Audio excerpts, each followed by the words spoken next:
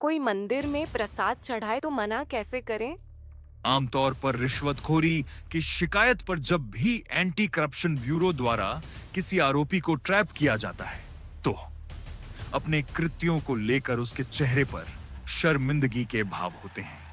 लेकिन राजस्थान की राजधानी जयपुर के एक सरकारी विभाग में ठीक इसके उलट तस्वीर देखने को मिली, जब भ्रष्टाचार निरोधक ब्यूरो की टीम ने डिपार्टमेंट की डिप्टी कमिश्नर को रिश्वत मांगने के आरोप में ट्रैप किया तो इतनी बढ़िया बढ़िया फोटो कैसे लगी? ये तो मेरा जानकार है, मेरे को क्या करना दिए? इसने थी शिकायत, फोन आ गया मैडम।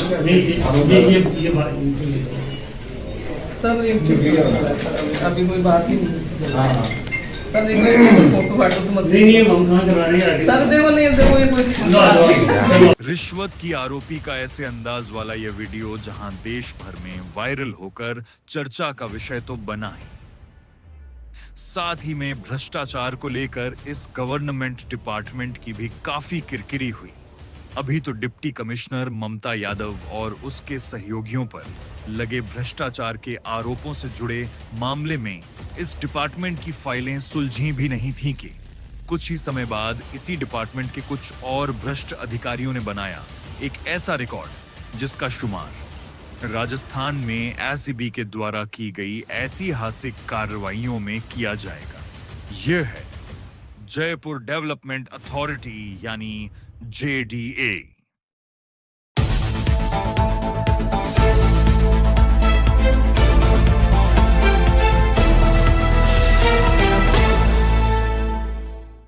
जब कोई भ्रष्ट सरकारी अधिकारी अपने वेतन को पिताजी की पेंशन और रिश्वत को अपनी मेहनत वाली तनख्वाह समझने लग जाए, तो आप समझ सकते हैं कि उस सरकारी विभाग में भ्रष्टाचार का आलम क्या होगा। यह है जयपुर विकास प्राधिकरण, जहां नगर नियोजन एक परंपरा है, जैसे स्लोगन गढ़े जाते हैं।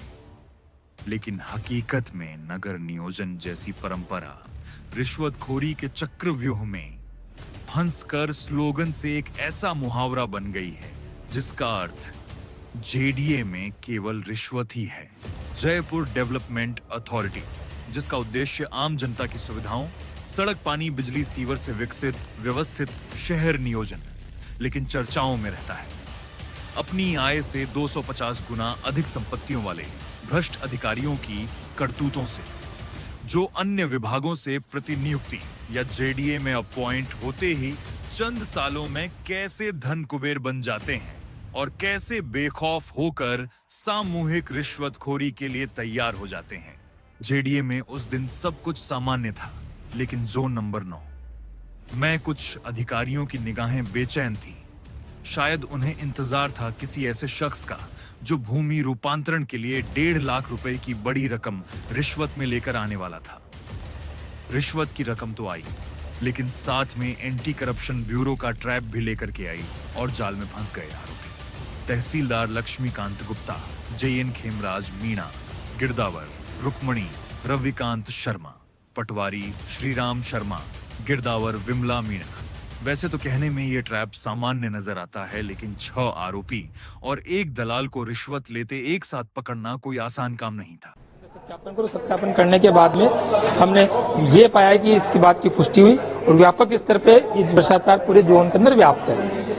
अलग अलग स्तर पे हमने सत्यापन किया और सत्यापन करने के बाद जब पुष्टि हुई तो आज हमने ट्रैप कार्रवाई कर दी। करीब ब्यूरो की 20 टीमें इस काम में लगी हुई है। घरों पे इनकी तलाशी चल रही है। यहाँ पे हमने 7 लोगों को डिटेन किया, जिसमें तहसीलदार है, पटवारी है और JN है और एक पटवारी है, उनके हस्बैंड है। उसके प्रदेश की एंटी करप्शन ब्यूरो की टीम ने फिर एक बार JDA में हो रहे इस भ्रष्टाचार के ओलंपिक को कानून के शिकंजे में लेकर अपनी काबिलियत तो साबित की ही, साथ में इस कार्रवाई की सफलता ने प्रदेश को भ्रष्टाचार मुक्त करने के अपने अभियान में एक और मील का पत्थर स्थापित किया।